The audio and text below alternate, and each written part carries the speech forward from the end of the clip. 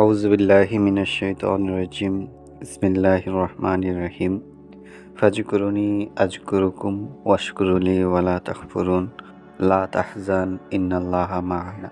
দর্শক, কথাটি হচ্ছে কি, যে কোনো বালা মুসিবতে একমাত্র আল্লাহর শরণ নেওয়া এবং কখনো আল্লাহর রহমত থেকে নিরাশ না হওয়া। দর্শক, আমরা বালা মুসিবতে আক্রান্ত হই এবং দ্রুত সমাধানের চেষ্টা প্রচেষ্টার মধ্যে ব্যস্ত হয়ে যায়। কিন্তু দর্শক, কথা হচ্ছে কি, কোনো কিছুই সময়ের আগে হয় না। প্রত্যেকটা জিনিসের জন্য একটি নির্দিষ্ট সময় নির্ধারিত রয়েছে। তাই কখনোই হতাশ না হয়ে সর্বদা নিজ কর্ম এবং নিজের যে গুণাগুণ আছে ওগুলোর উপর রত থাকা এবং চেষ্টা প্রচেষ্টা করা এবং আল্লাহর কাছে সাহায্য প্রার্থনা করা, ইহাই কামিয়াবি এবং সফলতার রহস্য।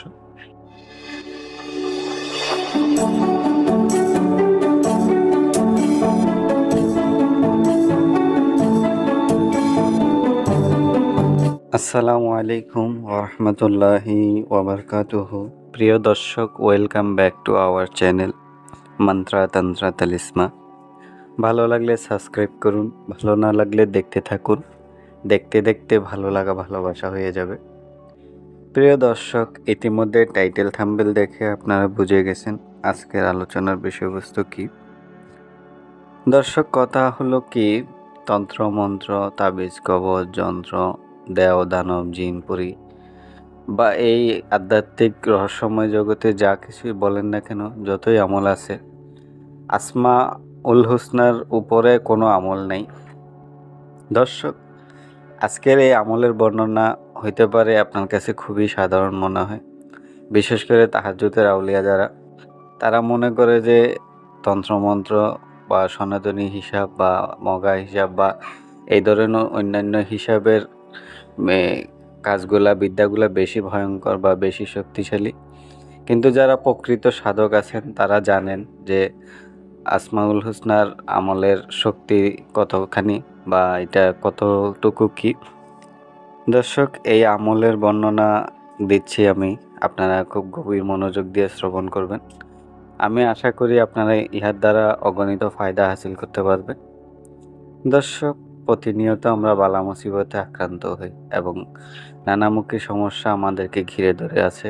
দর্শক, প্রত্যেক সময়ে সময়ে আমাদের জীবনে এমন এমন বালা মুসিবত আসে যে আমরা একেবারে হতাশ হয়ে যাই। কিন্তু আল্লাহ পবিত্র কোরআনে বলল কি, ফাজকুরুনি আযকুরুকুম ওয়াশকুরুলি ওয়ালা তাকফুরুন। তোমরা আমাকে স্মরণ করো, আমি তোমাদেরকে স্মরণ করছি।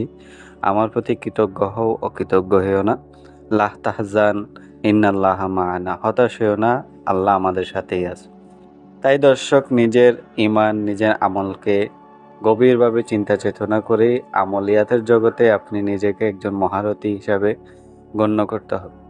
দর্শক, আপনি এই আমলিয়াতের জগতে বা এই আধ্যাত্মিক জগতে একজন মহারথী হন বা একজন নতুন ব্যক্তি হন, সর্ব অবস্থায় আপনি আল্লাহর নিকট সাহায্য প্রার্থনা করবেন, এটাই একটা স্বাভাবিক বিষয়। দর্শক, আপনি দেখবেন যে আমরা কখনো কোনো বালা মুসিবতে হইলে, দর্শক যে ধর্মেরই হন না কেন, আমরা কখনো যদি কোনো বালা মুসিবতে আক্রান্ত হই, দেখবেন সর্বপ্রথম আমরা ঈশ্বরকে স্মরণ করি। দর্শক, আত্মার এই ডাক আমরা কেউই অবহেলনা করতে পারি না, অবহেলা করতে পারি না এবং ইয়া দিকে দৃষ্টিপাত না করেও থাকা সম্ভব নয়। প্রিয় দর্শক, আজকের এই আমলটি করার পূর্বে আপনি নিজেকে একটু ধারণা করবেন এবং নিজের মধ্যে যদি কোনো কমতি থাকে সেই কমতিগুলোকে ত্যাগ করবেন এবং খাস দিলে আপনি সৈয়দুল ইস্তেগফার বা আপনি যে ইস্তেগফার পারেন বা ওই ইস্তেগফার পরে আপনি আল্লাহর দরবারে নিজের কৃতকর্মের জন্য ক্ষমা প্রার্থনা করবেন এবং এই আমলটি করার পূর্বে আপনি 5 ওয়াক্ত নামাজ নিয়ম কানুন যা আছে যেভাবে আছে ওইভাবে পালন করে যাবেন। দর্শক, এই আমলটি আমি বলতেছি আপনাদেরকে যে কি, ইয়া মুনতাকিম। দর্শক, আল্লাহ পাকের এই নাম মোবারকখানা ইয়া মুনতাকিমু, আপনি এই নামটির আমল করবেন। ইনশাল্লাহ যে কোনো বালা মুসিবত হোক বা আপনার মনের আশা হোক বা শত্রুর জ্বালা যন্ত্রণা হোক বা রুজি রোজগারের ঝামেলা হোক, ইনশাল্লাহ আপনি ইহার দ্বারা যে কোনো সমস্যার সমাধান করতে পারবেন। দর্শক, এশার নামাজের পর এই নামখানা আপনি 1008 বার পড়বেন এবং ফজরের নামাজের পর এই নামখানা 1008 বার পড়বেন। দর্শক, এই আমলখানি আপনি প্রত্যেকদিন নিয়মিত করবেন এবং আমলের আগে এবং পরে দুরুদ ইব্রাহিম আপনি 21 বার করে পড়বেন। আমি দুরুদ ইব্রাহিমটা বলে দিচ্ছি। আল্লাহুম্মা সাল্লি আলা সাইয়্যিদিনা মুহাম্মাদি ওয়া আলা আলি সাইয়্যিদিনা মুহাম্মাদ কামা সাল্লাইতা আলা সাইয়্যিদিনা ইব্রাহিমা ওয়া আলা আলি সাইয়্যিদিনা ইব্রাহিমা ইন্নাকা হামিদুম মাজিদ।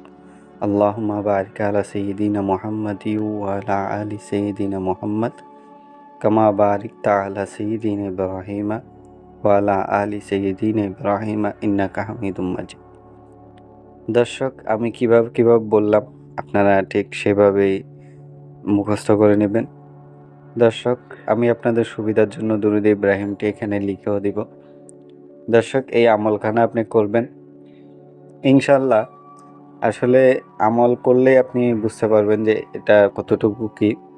দর্শক, আপনার মধ্যে যদি ইমানে ঘাটতি থাকে বা আপনার মধ্যে আপনি আমলও করতেছেন এবং পাপের কাজও করতেছেন, তাহলে এই আমল বা কোনো আমলই আপনি ক্রিয়াশীল করতে পারবেন না। তাই আমলের পূর্বশর্ত হলো সকল প্রকার অবৈধ কাজকে পরিত্যাগ করা এবং সম্পূর্ণরূপে আল্লাহর কাছে নিজেকে আত্মসমর্পণ করা। দর্শক, যদি আপনি নিজেকে আল্লাহর নৈকট্যে আত্মসমর্পণ না করেন এবং পাপের কাজ চালিয়ে যান, এরপরে আমলও করতে থাকেন, তাহলে আপনি কখনোই ওই আমলে সফল হবেন না। তাই সর্বোপরি দরকার পাপের কাজ ছেড়ে দেওয়া এবং যত ভুল ত্রুটি করেছেন তার জন্য আল্লাহর দরবারে ক্ষমা প্রার্থনা করা। দর্শক, এভাবেই আপনি আমলে সফল হবেন, নাইলে আপনার আমলে সফল হওয়ার কোনো চান্স নেই।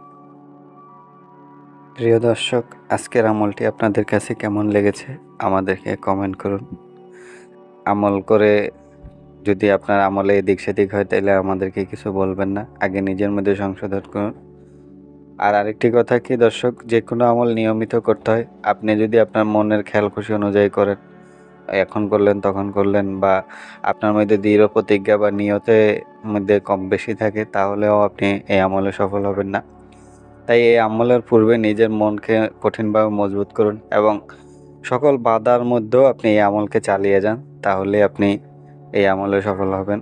দর্শক, আমি পূর্বেই বলেছি যে কি আল্লাহর নামের আমলের চেয়ে কোনো শক্তিশালী আমল নেই। তাই এই আমলকে আপনি কঠিনভাবে আঁকড়ে ধরুন, অবশ্যই আপনি সফল হবেন। এবং এই আমলের অনুমতি স্বরূপ কমপক্ষে 3 জন ব্যক্তিকে এই আমলটি শেয়ার করুন। দর্শক, আজকের মধ্যে এখানে বিদায় নিচ্ছি। আসসালামু আলাইকুম ওয়া রাহমাতুল্লাহি ওয়া বারাকাতুহু।